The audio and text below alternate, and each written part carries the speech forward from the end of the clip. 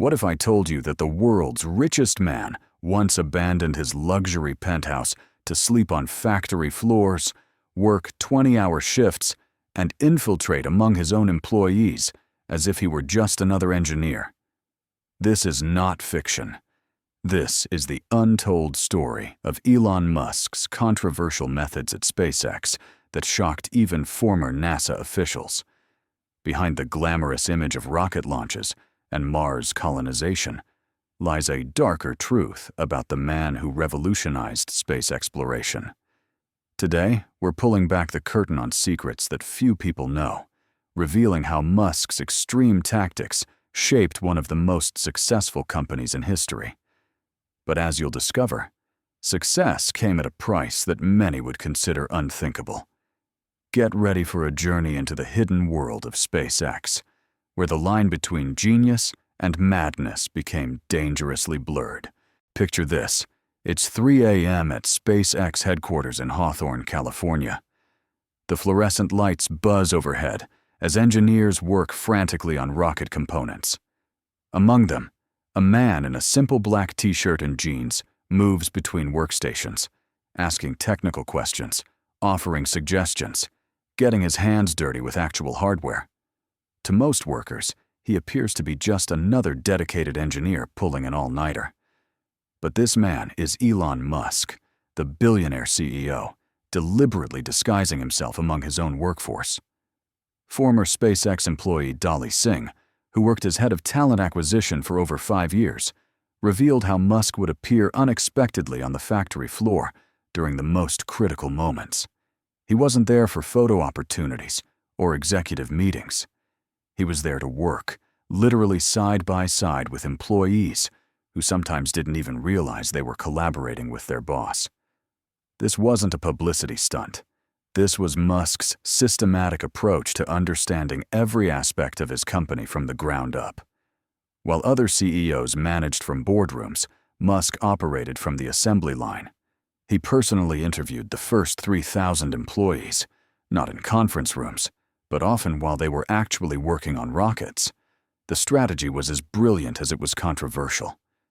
By infiltrating his own workforce, Musk gained unprecedented insight into production bottlenecks, employee morale, and technical challenges that would never reach a traditional CEO's desk. He could identify problems in real time and implement solutions before they became catastrophic failures. But this hands-on approach came with psychological implications that few understood at the time. Employees never knew when the boss might appear, creating an atmosphere of constant vigilance. Some thrived under this pressure, others crumbled. The SpaceX factory became a pressure cooker where ordinary human limitations were pushed to extraordinary extremes. The Tesla Fremont factory, November 2018. While the world slept, Elon Musk lay on a concrete floor, using his jacket as a pillow. This wasn't homelessness. This was strategy. Musk didn't just visit his factories, he lived in them. For 3 consecutive years, he made factory floors his bedroom, abandoning his luxurious homes to sleep among the machinery and production lines. When asked why he chose such uncomfortable conditions, his answer was chilling. "I don't believe people should experience hardship while the CEO is off on vacation." But the factory floor was just the beginning. Former employees describe a man obsessed with being present at every critical moment. When SpaceX faced production delays with paint application, Musk didn't delegate the problem to subordinates. He personally took over the paint shop, running it himself for 2 weeks until the issue was resolved. The most shocking revelation came from February 2020, when Musk called an all-hands meeting at the SpaceX Boca Chica facility. The time? 1 a.m. on a Sunday morning. His question to the assembled engineers was simple but demanding. Why wasn't the factory running 24/7 to build Starship rockets? When his team explained they needed more personnel for round-the-clock shifts, Musk's response was immediate and extreme. Over the next 48 hours, SpaceX hired 252 new workers, effectively doubling the workforce at that facility. Most CEOs would take weeks or months to make such decisions. Musk did it in 2 days. These weren't isolated incidents. They were part of a systematic pattern that revealed a man who had completely blurred the boundaries between personal life and professional obsession. He wasn't managing a company. He was conducting a 24/7 military operation with himself as both general and foot soldier. What do you think about these extreme methods so far? Are they the mark of a visionary leader or signs of dangerous obsession? Let us know in the comments below, because what comes next will challenge everything you thought you knew about leadership. The Hawthorne facility, August 2008. The third Falcon 1 rocket had just exploded, marking another catastrophic failure. 6 years of relentless work, hundreds of millions of dollars, and the dreams of thousands of employees hung in the balance. The mood was suffocating despair. This was the moment that would define not just SpaceX, but Elon Musk's entire approach to leadership under extreme pressure. Employees had been working 70 to 80-hour weeks for months, pushing themselves beyond human limits. They were mentally and physically exhausted, and desperately needed a victory to restore their faith. But instead of offering comfort or traditional corporate consolation, Musk did something unexpected. He gathered his demoralized team and delivered what former employees describe as one of the most intense speeches in corporate history. He didn't sugarcoat the situation or offer false hope. Instead, he challenged them to view failure not as defeat, but as data. The psychological manipulation was subtle but effective. Musk had created an environment where his personal suffering became the standard by which all other hardship was measured. If the billionaire could sleep on factory floors and work 20-hour days, how could ordinary employees complain about their circumstances? This approach created what behavioral psychologists call extreme identification, a phenomenon where employees don't just work for a company, they sacrifice their individual identity for its mission. Former SpaceX engineer Vincent Peters described it as an environment where Musk had ultimate trust in his team, but only until he lost that trust in their ability to perform. The human cost was enormous. Relationships crumbled under the pressure of endless work weeks. Families were neglected. Health deteriorated. Some employees experienced what can only be described as Stockholm Syndrome, developing an emotional attachment to the very conditions that were destroying their personal lives. But Musk's strategy worked. The fourth Falcon 1 launch succeeded, saving the company from bankruptcy. SpaceX had found its rhythm, but at a price that most traditional business leaders would consider unacceptable. We want to take a moment to thank you for staying with us through this incredible journey so far. The dedication you're showing by watching this deep dive into Musk's methods mirrors the commitment we've put into researching this story. But believe us when we say, the best revelations are still to come. The recruitment process at early SpaceX was unlike anything seen in corporate America. Musk personally conducted interviews with the first 3,000 employees, but these weren't typical job interviews. They were psychological evaluations disguised as technical conversations. Former employees revealed that Musk had an uncanny ability to identify not just technical competence, but psychological resilience. He specifically targeted recent college graduates, not just for their technical skills, but because they lacked family attachments that might interfere with his extreme work demands. The interview process itself was a form of indoctrination. Candidates were often interviewed at unconventional hours, sometimes at midnight, sometimes during weekend shifts. This wasn't scheduling convenience, it was a deliberate test of commitment. If potential employees balked at unusual interview times, they clearly weren't SpaceX material. But the most disturbing revelation comes from multiple former employees who describe Musk's use of what organizational psychologists call manufactured crisis. He would deliberately create artificial emergencies to observe how teams performed under extreme stress. These weren't real technical problems. They were psychological experiments designed to identify who would crack under pressure and who would thrive.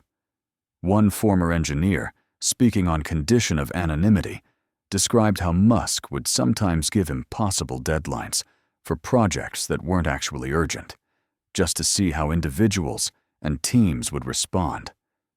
Those who found creative solutions despite impossible constraints were marked for advancement.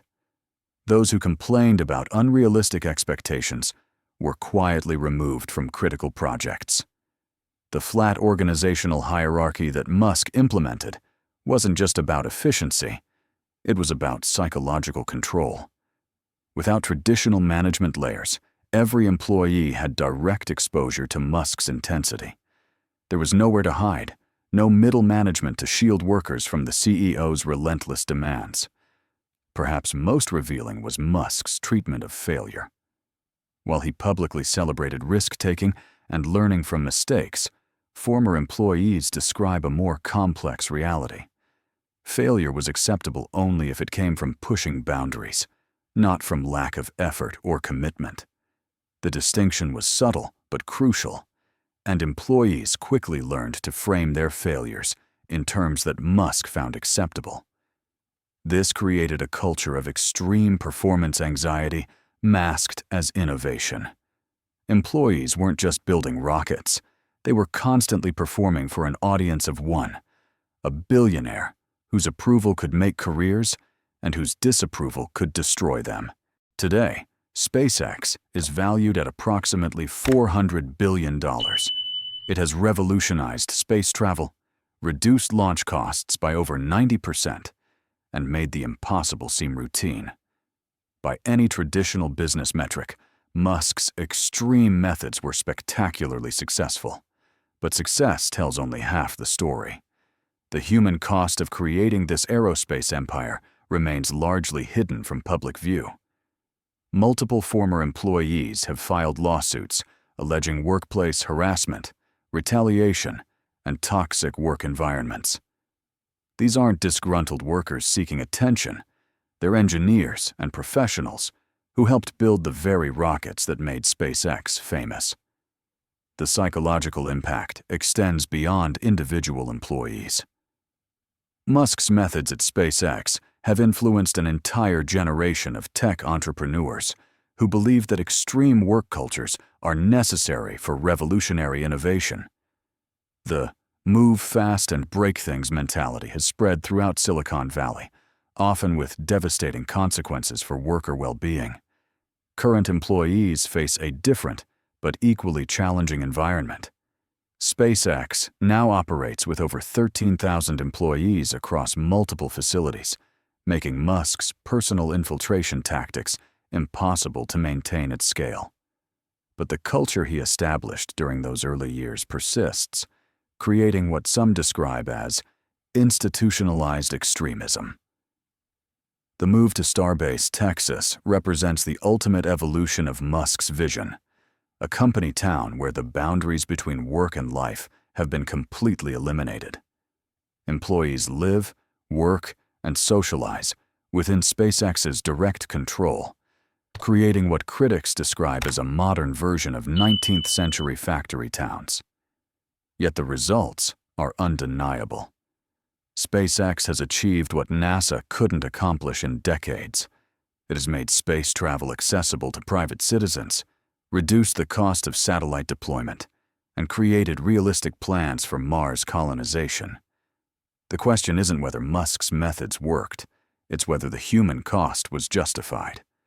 Recent controversies surrounding Musk's political activities, his acquisition of Twitter, and his increasingly erratic public behavior have raised new questions about the long-term sustainability of his leadership style. The man who once inspired employees through personal sacrifice now alienates them through political extremism and social media controversies.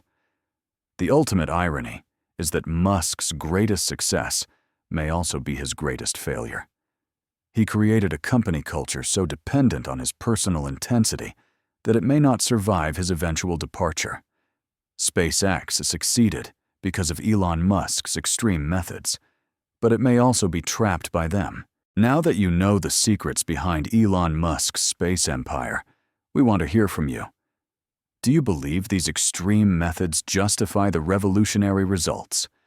Is it possible to achieve extraordinary innovation without extraordinary human sacrifice? The story of SpaceX reveals uncomfortable truths about the price of progress in the modern world. Sometimes the most successful leaders are also the most controversial, and the line between inspiration and exploitation can be dangerously thin. Share your thoughts in the comments below.